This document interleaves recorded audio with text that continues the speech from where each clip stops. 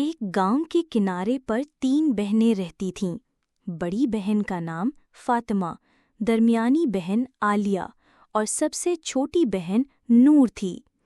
وہ سب بہت نیک دل اور محنتی تھیں، لیکن ان کی زندگی غربت میں گزر رہی تھی۔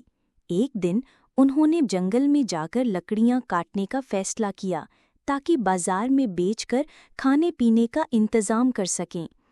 جب وہ جنگل کے اندر گئیں تو انہیں ایک پرانا ٹوٹا ہوا محل دکھائی دیا۔ نور نے کہا، باجی، یہ کیسا محل ہے؟ لگتا ہے برسوں سے سنسان ہے۔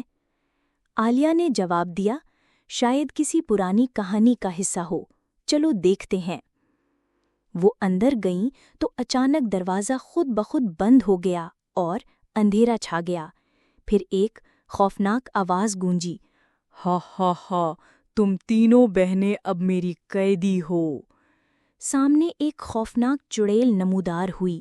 اس کی آنکھیں سرخ شعلوں کی طرح جل رہی تھیں اور بال زمین تک پھیلے ہوئے تھے۔ چڑیل نے کہا، میں 100 سال سے اپنی خادمہ ڈھونڈ رہی ہوں، اب تم تینوں ہمیشہ کے لیے میری خدمت کرو گی۔ بہنیں کانپ گئیں۔ فاطمہ نے ہمت کر کے کہا، ہمیں جانے دو، ہم نے تیرا کچھ نہیں بگاڑا۔ چڑیل ہنسنے لگی، نکلنے کا ایک ہی راستہ ہے، اگر تم میرے 3 امتحان پورے کر لو تو تمہیں چھوڑ دوں گی، لیکن اگر ناکام ہوئیں تو تم ہمیشہ یہیں قید رہو گی۔ پہلا امتحان، اندھیرے میں روشنی۔ چڑیل نے ان کو ایک اندھیری غار میں بھیجا اور کہا، روشنی ڈھونڈو ورنہ ہمیشہ اندھیرے میں رہو۔ نور نے دعا پڑھی اور اللہ کا نام لیا۔ اچانک ایک جگنو ان کے سامنے آیا اور ان کے قدموں کو روشنی دکھانے لگا۔ وہ جگنو کے پیچھے چلتی رہیں اور غار سے باہر نکل آئیں۔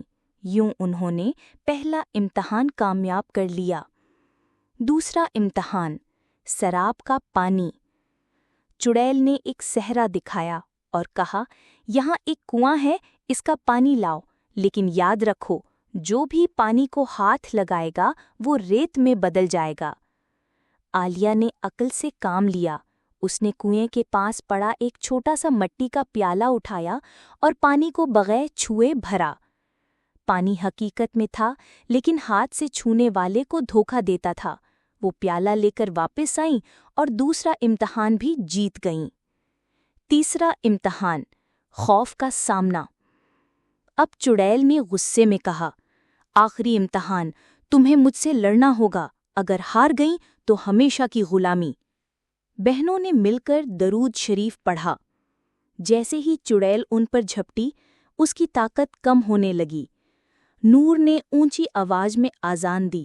آذان سنتے ہی چڑیل دھوئیں میں بدل گئی اور چیختے ہوئے غائب ہو گئی۔ محل کی دیواریں گر گئیں اور بہنیں آزاد ہو گئیں۔ گاؤں واپس آ کر انہوں نے سب کو بتایا کہ شیطانی طاقت کے سامنے صرف ایمان اور بہادری کام آتی ہے۔ مشکل کتنا ہی بڑا کیوں نہ ہو، اگر ہم ایک ساتھ رہیں اور اللہ کا نام لیں تو ہر چڑیل، ہر خوف اور ہر قید ختم ہو جاتی ہے۔ مزید ویڈیوز کے لیے میرا YouTube چینل سبسکرائب کریں۔